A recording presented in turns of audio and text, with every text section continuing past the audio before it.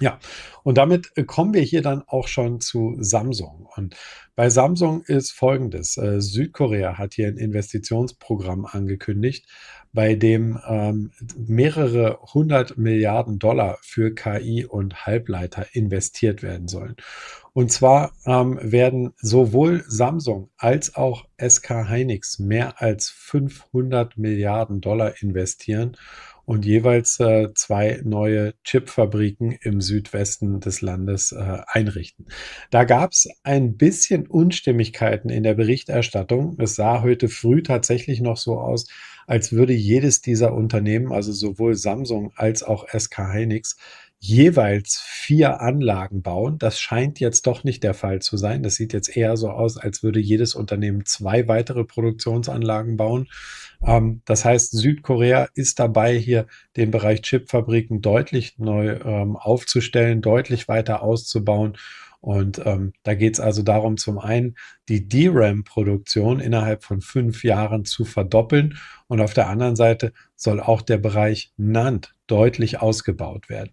Ja, jetzt klingen erstmal über 500 Milliarden Dollar Investitionen wahnsinnig viel. Und das ist sicherlich auch der Grund, warum die Aktie heute erstmal abgestraft ist. Denn insgesamt ist es natürlich eine gute Ausgangsbasis. Wenn man so viel Nachfrage hat, dass das Ganze ja, doch die Möglichkeit überhaupt erstmal bietet, so viel Geld zu investieren, ist das ja prinzipiell schon mal eine gute Ausgangsbasis. Und ich will vielleicht einfach mal ganz kurz hier zeigen, wie denn so die Gewinnentwicklung aussieht bei Samsung, ja, zumindest hier bei Samsung Electronics. Und das muss man sich jetzt tatsächlich mal auf der Zunge zergehen lassen. Ich habe das Ganze hier umgerechnet in US-Dollar, damit es ein bisschen einfacher zu interpretieren ist. Und wir sehen über die letzten 12 Monate, von da, wo Samsung das letzte Mal Zahlen gemeldet hat, hatte man jetzt hier 61 Milliarden Dollar auf der Seite des operativen Gewinns gemeldet. Man erwartet jetzt für das Gesamtjahr, für das laufende Gesamtjahr 237 Milliarden Dollar, fürs nächste Jahr 324 Milliarden Dollar und für das Jahr danach knapp 330 Milliarden Dollar. Also das ist enorm. Und jetzt weiß ich, ja, 500 Milliarden Investitionen klingt erstmal sehr viel, selbst wenn es 600 Milliarden Dollar wären, klingt sehr, sehr viel. Aber das hat man hier im Prinzip in 2 Jahren schon an operativen Gewinn wieder drin. Und diese Investitionen sind ja geplant für die nächsten 10 Jahre. Und deswegen gehe ich davon aus, dass die Investitionsgröße alleine hier kein großes Problem sein dürfte. Und wie sehr hier die Gewinne sprudeln, ja, das sieht man ja daran, Samsung war ja einige Zeit jetzt hier von Streiks bedroht, von Streiks der Mitarbeitern, die gesagt haben, hey, sie fühlen sich hier nicht ausreichend berücksichtigt quasi bei der Verteilung der gigantischen Gewinne, die Samsung hier einfährt. Und das hat man ja jetzt inzwischen beigelegt und das hat man folgendermaßen beigelegt, dass ein Mitarbeiter in der Produktion, der normalerweise um die etwas über 50.000 Dollar im Jahr verdient bei Samsung, dass der jetzt 410.000 Dollar Bonus bekommt. Das heißt, 8 Jahresgehälter Bonuszahlung.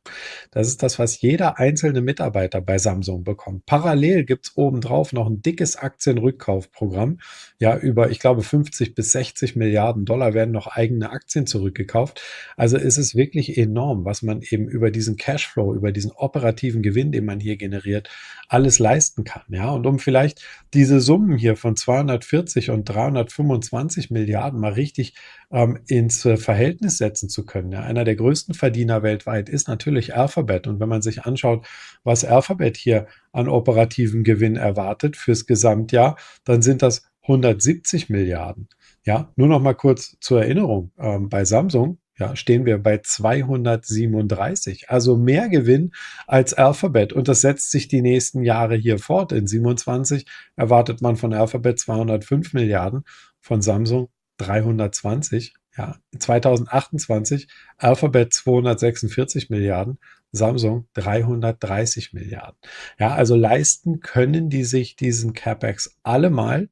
Die große Frage, die man sich jetzt hier eher stellt, ist, wie nachhaltig ist das Ganze? Ja, wenn jetzt dann in 2 oder 3 Jahren auf einmal die Ausweitung der Mengen da ist, kann der Markt das überhaupt aufnehmen? Oder haben wir dann hier am Ende tatsächlich doch wieder so ein zyklisches Problem, wo es, wie in der Vergangenheit so häufig läuft, dass die Investitionen eben dann stattfinden, wenn die Nachfrage auf dem Höhepunkt ist und 2, 3 Jahre später, wenn dann eben neue Nachfrage bedient werden könnte, dann ist die auf einmal nicht mehr da. Und das sorgt dann dafür, dass die Preise sehr dramatisch zurückkommen.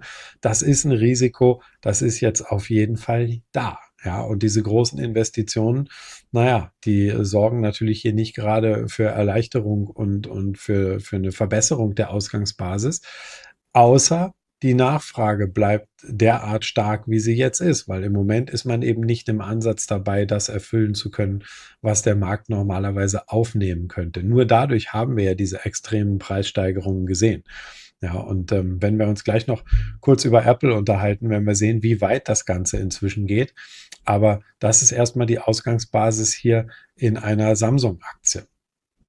Vielleicht gucken wir noch mal ganz kurz hier auf die Entwicklung von EBITDA und Umsatz bei Samsung. Da sehen wir nämlich, was vor allem auf der Gewinnseite hier gelaufen ist zuletzt.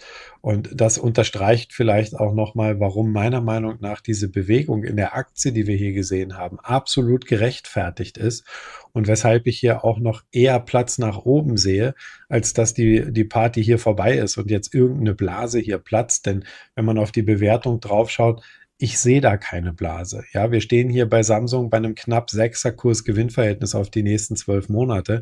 Na, und da muss man halt ganz ehrlich sein, das ist nicht teuer. Und das ist selbst für einen Zykliker nicht teuer. Das heißt also, wenn tatsächlich diese Zyklik hier noch passt und wir sehen hier im Halbleiterbereich und im Speicherbereich weiterhin zyklische Werte vor uns, dann ist es trotzdem noch so, dass wir hier bestimmt 50-60% Bewertungs-Upside noch haben für die Aktie. Ja, und das würde bedeuten, dass ohne dass dann hier die Gewinne ansteigen müssten, die Aktie noch mal rund 50% Potenzial zur Oberseite hätte. Und wenn wir dann eben noch Gewinnsteigerungen sehen, naja, ich glaube, dann haben wir auch gute Chancen, dass wir mehr als 50% Bewegung in der Aktie kriegen. Also das wäre im Moment immer noch mein Base-Case-Szenario. Wenn wir uns das vielleicht hier mal auf Wochenbasis in der Aktie anschauen, dann sieht man auch ganz gut, ja, wir haben hier einen schönen Anstieg gesehen, hatten dann hier so eine Art bullische Konsolidierung, haben jetzt im Prinzip hier wieder so eine Art bullische Konsolidierung. Ich gehe nach wie vor davon aus, dass diese bullische Konsolidierung hier nach oben fortgesetzt wird. Und vielleicht überlagern wir uns auch die Aktie mal kurz hier mit einer SK Hynix oder mit einer Sandisk, die wir ja auch auf der Uhr hatten. Ja, dann sieht man vielleicht, wenn wir uns die letzten 3 Jahre hier anschauen oder auch vielleicht nur die Bewegung des letzten Jahres, dass wir mit Samsung hier immer noch einen Kandidaten haben, der sich im vergleichsweise gering entwickelt hat. Ja, in einem Jahr 370% Anstieg im Kurs. Klingt erstmal gigantisch, ist aber vielleicht im Vergleich zu einer SK Hynix, die hier schon um 740% angestiegen ist, oder einer Sandisk, die hier schon um 4500% angestiegen ist, noch eher zurückhaltend. Ja, und das ist einer der Gründe, warum ich auch bei Chartzeit im Trading Depot im Moment eine Samsung-Position drin habe, denn ich denke, die dürfte noch einiges an Runway nach oben haben, selbst wenn der gesamte Bereich vielleicht ein bisschen overspaced ist und ein bisschen weit gelaufen ist, denke ich, hat man hier immer noch eine ganz gute Chance, dass die Samsung unabhängig davon noch ein bisschen nachholen kann. Jeden Börsentag um 13 Uhr schauen wir live auf die Märkte, die spannendsten Einzelaktien und eure Favoriten. Welche Aktie soll ich als nächstes analysieren? Schreib sie in den Chat, entscheide mit und abonniere den Kanal, damit du morgen live dabei bist.